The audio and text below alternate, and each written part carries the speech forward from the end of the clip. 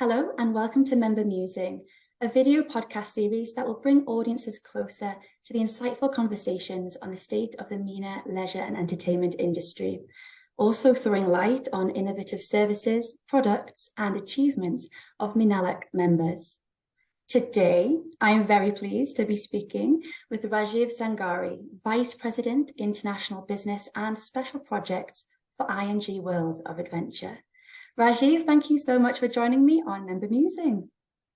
Hey, Brooke, how are you? Thanks a lot for having me here. Our pleasure. Thank you so much. Let's start, shall we? Can you tell us a little bit about IMG Worlds of Adventure, Rajiv, and how long have you been associated with Menalac? Sure. So that's the favorite one for me. IMG Worlds of Adventure is one of the group companies of Ilyas and Mustafa Galadhari Group. One of the pioneers, famous by the name of Galadhari Group, who were one of the first business houses of Dubai, who helped shape up some firsts in UAE, be it the print media or five-star hotels, entertainment park, driving institutes, and many others, basically. So IMG Worlds is their entertainment wing, and it's their entertainment arm of the group, where it's positioned as one of the largest indoor theme park in the world. And for the first time, they have got the Marvel and CN licenses together in this part of the world. And so I would say IMG was one of the first in Dubai to open up a theme park in August 2016 with 6 zones, all of different IPs and experiences with about 28 F&B stores and 25 retail stores, all bespoke and created in-house. It's one of a kind and heavily thematic theme park. About me, I was hired way back in 2014 when I was heading the Metal Toys Consumer Products Division in India. While in the planning phase, they had got me over here, and I have been an integral part of the planning, development, and execution phase of this beautiful product called as IMG Worlds of Adventure. And when did you become associated with Menalac? I personally got associated about in 2020, end of 2020. Before that, my IMG was a part of Menalac, or I would say it's one of the founding members of Menalac right from the beginning itself. So, as we know, 2023 is shaping up to be quite an exciting year for the leisure and attractions industry. Tourism has become a significant focus for the countries in the MENA region, and according to a recent report, there are active projects exceeding $41 billion and with $21 billion already under construction in the Middle East's leisure and entertainment sector. Rajiv, from your perspective, what are some trends reshaping the leisure, entertainment and attractions industry in this region? So I would say, the socio-economic factors like income, mobility, age, education, and cost are crucial in the evolution of demand of any industry. And together with leisure, these are responsible in determining the growth of international tourism. So today, I would say probably there are about more or less 55 tourist places and attractions, top attractions in UAE as of now. And as we are speaking, it's just keeping on growing. Good for all of us, I would say. So the latest study in 2020, in November 22, projected that the travel industry and tourism industry would be contribute about 280 billion in the country's GDP by 2028, and it will be mostly driven by the Dubai's fastest growing and fast spreading appeal as a destination for travel, entertainment, and investments, and for businesses as well. So it's not surprising today, I would say, that almost about 320,000 jobs directly are on board by travel and tourism, and about almost 5% of the total work force is working in this industry. So I would say it's extremely important that this trends keeps on changing, and we try to keep a very tight eye on this as to what's happening and what's not, basically, and what's going down or going slow. So as of today, I would say probably one of the biggest thing which is helping the industry in the UAE is the leisure travels. wherein the business travel, I would say business leisure travel, wherein it's a growing tourism trend, wherein people extend their businesses, travel to leisure activities from time to time. The second thing I would say probably is the mobile telephony, which people have been using and they have been booking. I would say that the latest news which says is about 2 out of 5 people are doing their online bookings for the travel and tourism.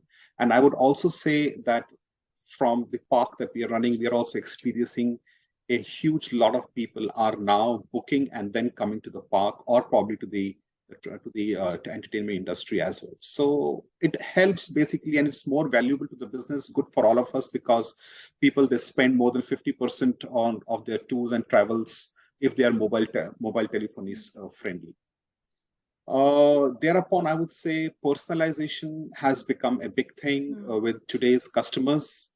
And as you would know, that it's important that by offering more flexible experiences that can be tailored to a traveler's needs, you stand a chance better in satisfying the clients, and that can lead to the repeat visits as well as retaining your clients as well, in fact.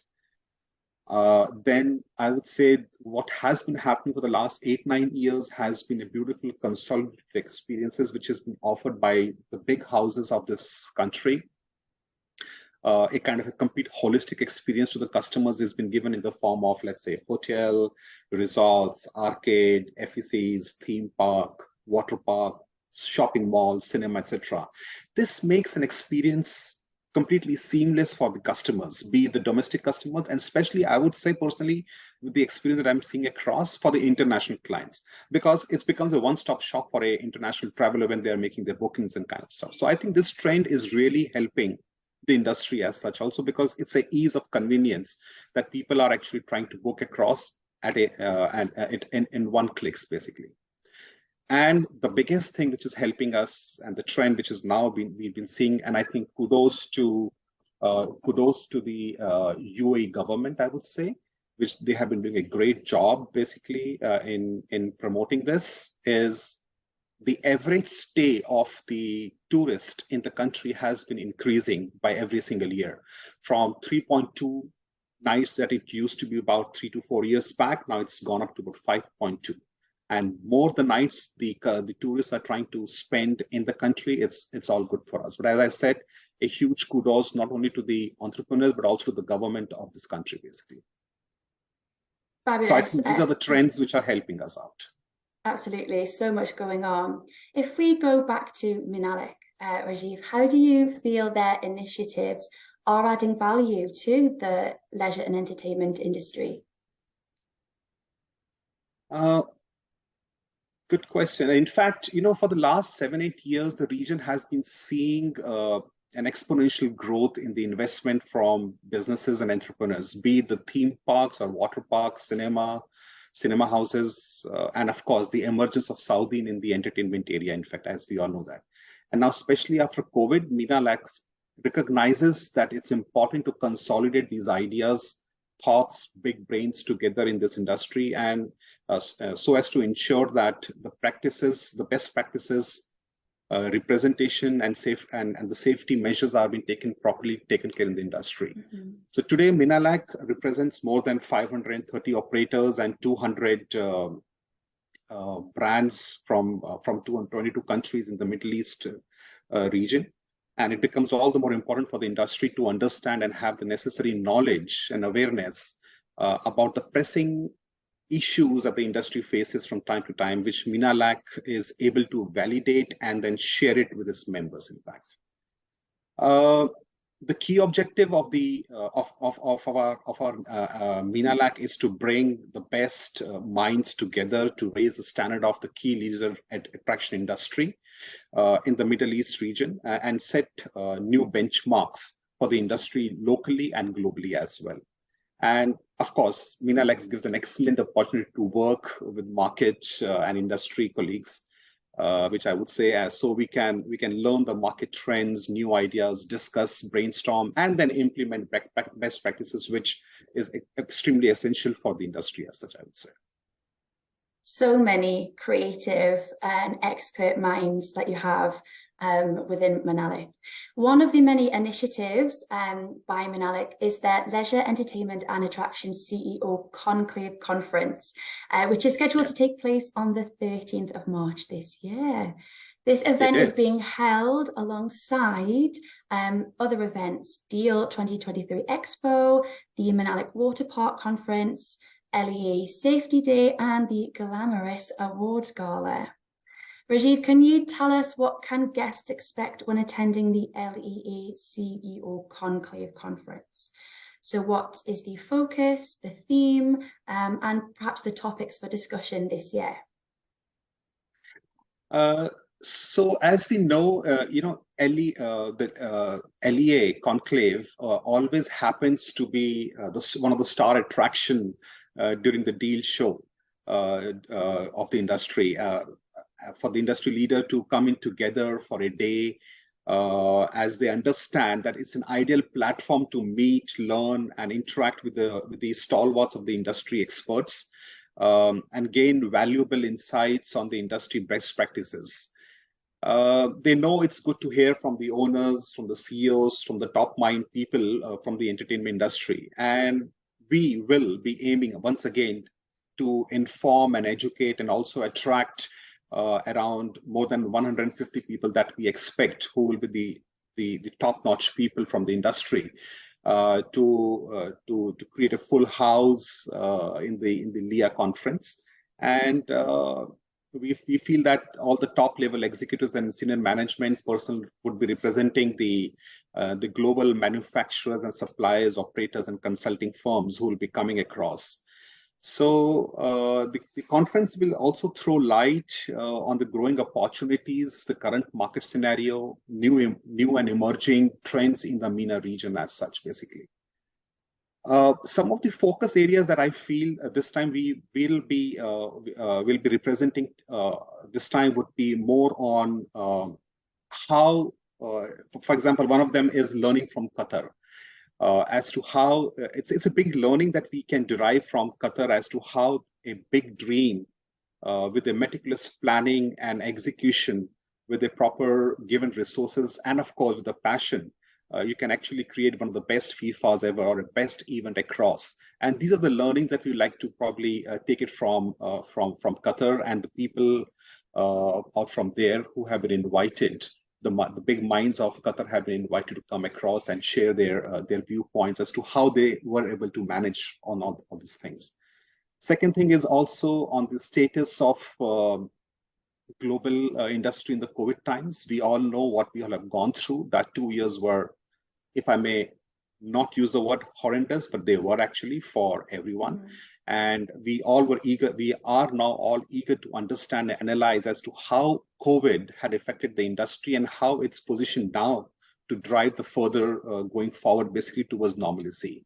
So we'll have one of the big fours coming in and speaking on this and talking and giving us their viewpoints as to how the market, the economy, and then the industry is well poised to take up from here onwards.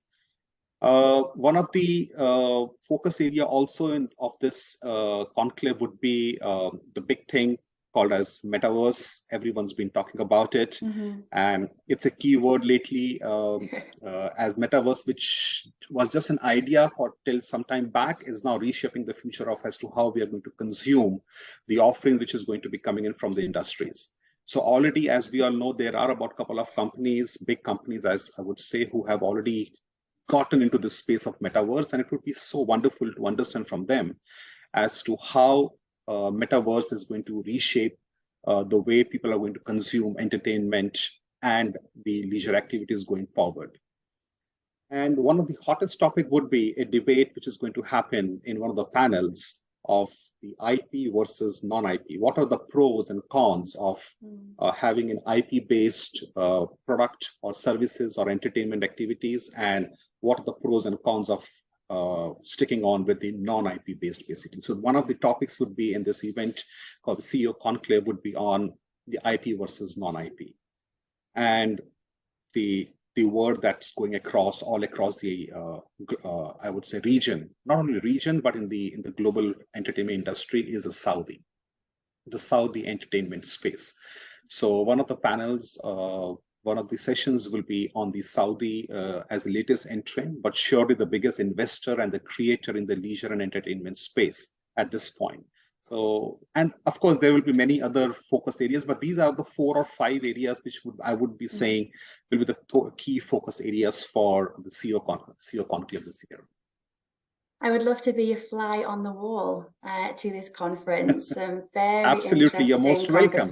My little wings.